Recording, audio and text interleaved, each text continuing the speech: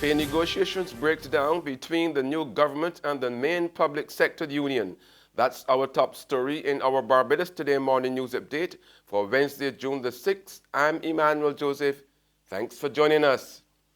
Fresh pay talks between the National Union of Public Workers and the new Mayor Motley-led administration have ended in a stalemate.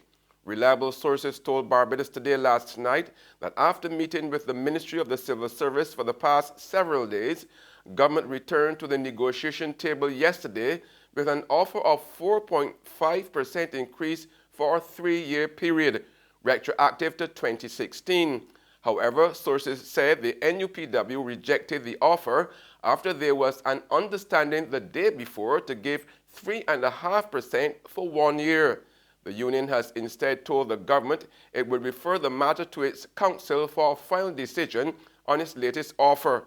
The Barbados Workers Union and the Umbrella Congress of Trade Unions and Staff Associations were present at the same talks, but none of their leaders could be reached last night for comment. But while being tight-lipped about the pay talks, General Secretary of the NUPW, Roslyn Smith, is appealing to all council members to attend an urgent meeting this morning at the Dalkeith Road headquarters.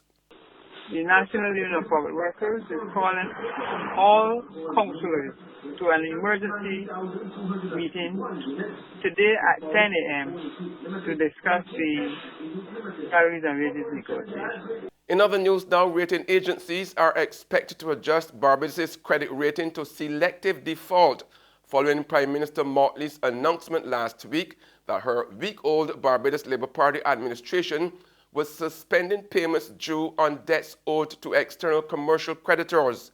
The move has also resulted in some holders of US dollars bonds for Barbados lowering their prices to nearly half as they seek to bail out.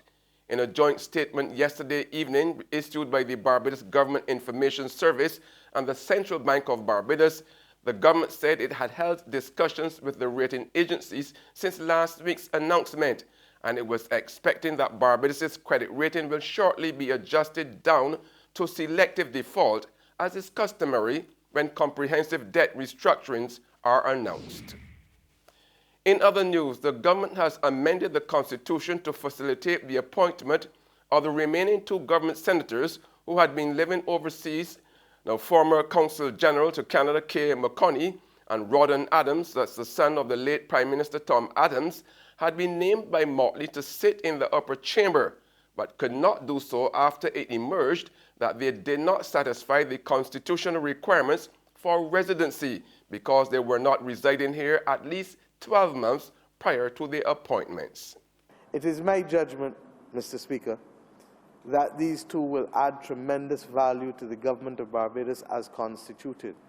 But it is my conviction that whether it is these 2 or any other 2 or any other 20 or any other 200, they should not be the subject of discrimination by a country's constitution.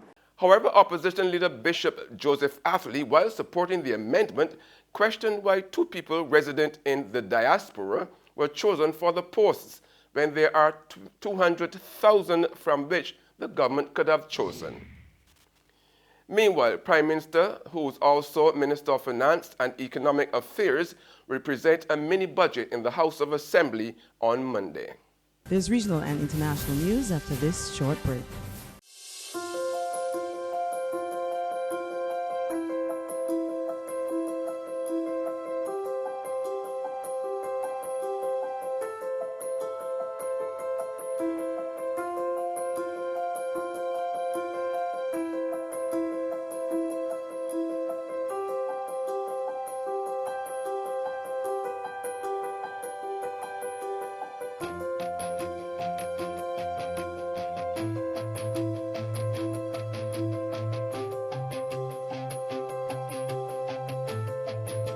Barbados Today, news you can trust.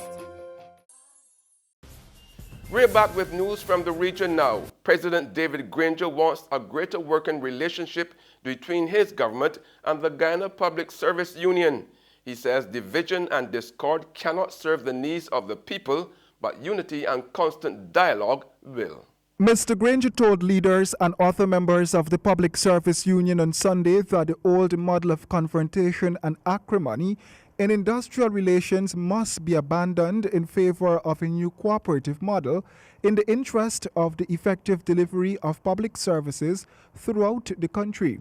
Mr. Granger's remarks came as he celebrated the union's 95th anniversary with them at a church service, followed by a brunch at State House. We need to establish among ourselves some form of social compact, particularly between the state and the servants of the state.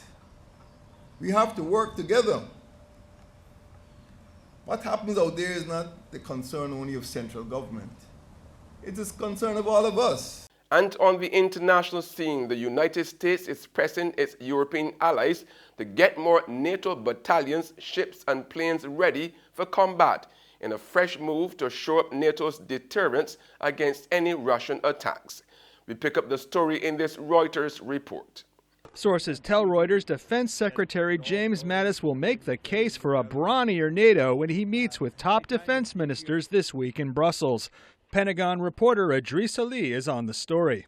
The plan is called the 30-30-30-30, which is essentially a readiness plan for NATO, which would allow for 30 ground battalions, 30 Air Force squadrons, 30 Navy ships to be basically ready within 30 days of them being alerted.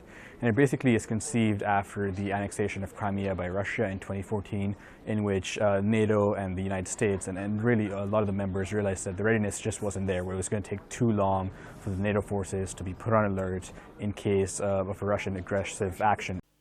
And that's news, but for the very latest, visit our website at www.barbadostoday.bb.